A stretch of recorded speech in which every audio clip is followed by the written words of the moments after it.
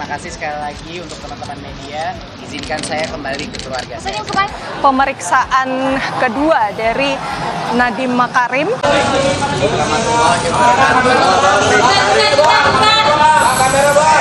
Baru saja selesai panggilan kedua saya. Udah, yuk. Dan saya ingin berterima kasih sebesar-besarnya kepada pihak kejaksaan karena memberikan saya kesempatan untuk memberikan penerangan terhadap kasus ini. Terima kasih sekali lagi untuk teman-teman media. Izinkan saya kembali ke keluarga saya. Ya, pemeriksaan ini memang cukup lama ya, Friska dan juga saudara. Kalau dipantau sejak pagi, ini sudah mulai dari sekitar pukul 9. Jadi memang pemeriksaannya sudah berjam-jam, cukup lama. Dan ini merupakan pemeriksaan kedua dari Nadiem Makarim, ex-Mendikbudristek, yang diperiksa atas kasus dugaan korupsi yang berkaitan dengan pengadaan Chromebook pada tahun 2019 hingga tahun 2023. Tidak begitu banyak yang disampaikan oleh Nadiem Makarim maupun juga dengan kuasa hukumnya. Sama halnya seperti pada pemeriksaan pertama, Nadiem hanya mengucapkan terima kasih dan ingin kembali segera langsung dari Kejaksaan Agung menuju rumahnya, begitu Friska.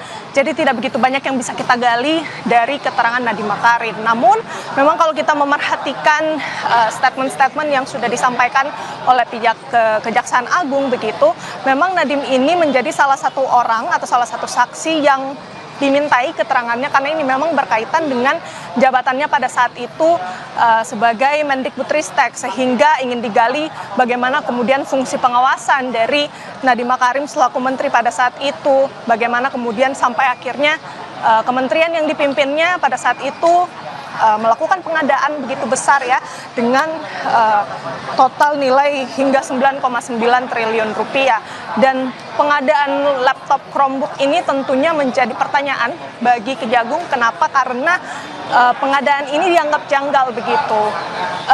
Sebelumnya sudah pernah ada uji coba atau kajian yang dilakukan oleh Kemendikbudristek yang dilakukan sekitar tahun 2019, Friska dan juga saudara.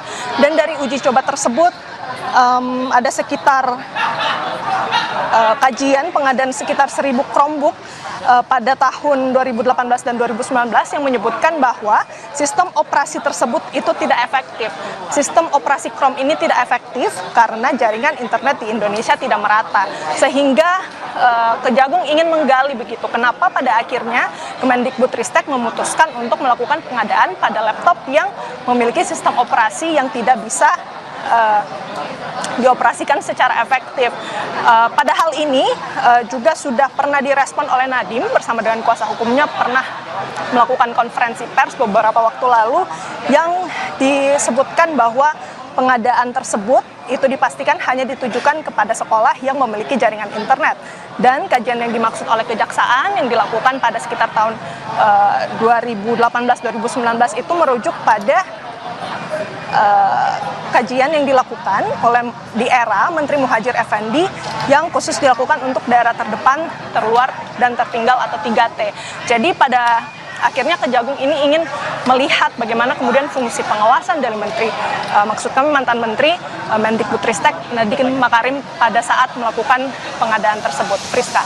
Renata, tadi juga Kejaksaan Agung kan melakukan jemput paksa terhadap Ibrahim Arif, konsultan perorangan rancangan perbaikan infrastruktur teknologi manajemen sumber daya sekolah Kemendikbudristek. Nah, bagaimana soal pemeriksaan ini?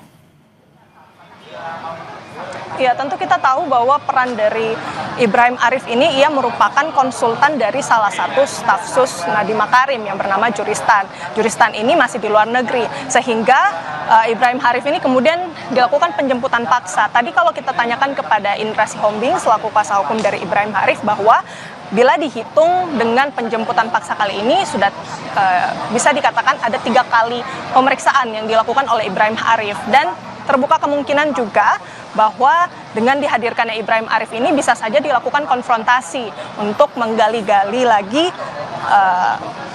keterangan baik itu dari Ibrahim ataupun Nadiem yang baru saja selesai diperiksa. Namun kita tidak bisa berspekulasi apa-apa saja yang digali karena tentu ini kita masih menunggu keterangan dari Kejaksaan Agung. Masih terbuka kemungkinan akan ada konferensi pers yang dilakukan, namun kami belum mengetahui pada pukul berapa tepatnya konferensi pers itu dilakukan. Pada dasarnya Ibrahim Arif ini memang sekitar pukul 12:30 siang, ia dijemput di rumahnya di daerah Jakarta Selatan. Bahkan kuasa hukumnya pun tidak mengetahui kalau kliennya ini dijemput paksa, karena pada minggu sebelumnya pihak kuasa hukum ini meminta untuk penundaan pemanggilan karena alasan sakit. Masih kita gali terus apa saja yang digali dari pemeriksaan Ibrahim Arif. Sejauh ini belum ada keterangan lebih lanjut dari Kejaksaan Agung.